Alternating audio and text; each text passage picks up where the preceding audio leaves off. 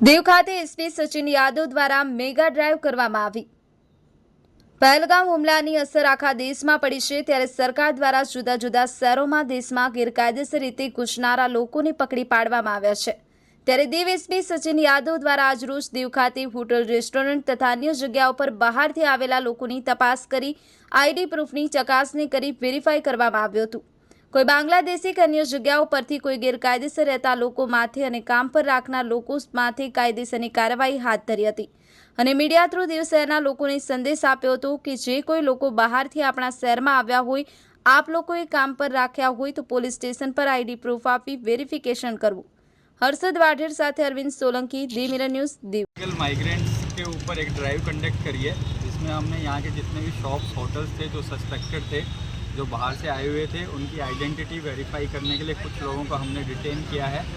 8 से 10 लोगों को हमने डिटेन किया है। उसका आइडेंटिटी वेरिफिकेशन अब करने के बाद में जो लोग यहाँ के लोकल्स हैं या जो जेन्युइन हैं उनको हम रिलीज़ कर देंगे। उसके बाद जो लोग इलीगल माइग्रेंट्स हैं उनके ऊपर हम कानूनी कार्रवाई जो भी ड्यू प्रोसीजर के हिसाब से बनती है वो हम करेंगे।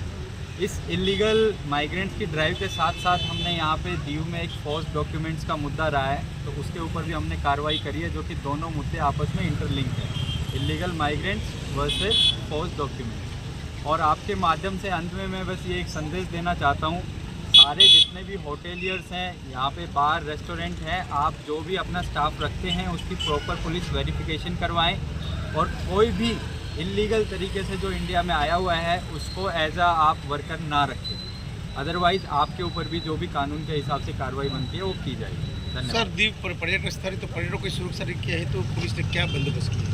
ये मुद्दा इससे रिलेटेड नहीं है, इसके ऊपर अलग से आपको जानकारी दे दी। हाय, હું છું ક્રુઝિન સિંઘાનિયા। આપની આસપાસના સત્ય સમાચાર જાણવા માટે જોતા રહો દીવ મિરર ન્યૂઝ અને હા, લાઈક અને સબસ્ક્રાઇબ કરવાનું ભૂલતા નહીં। Thank you.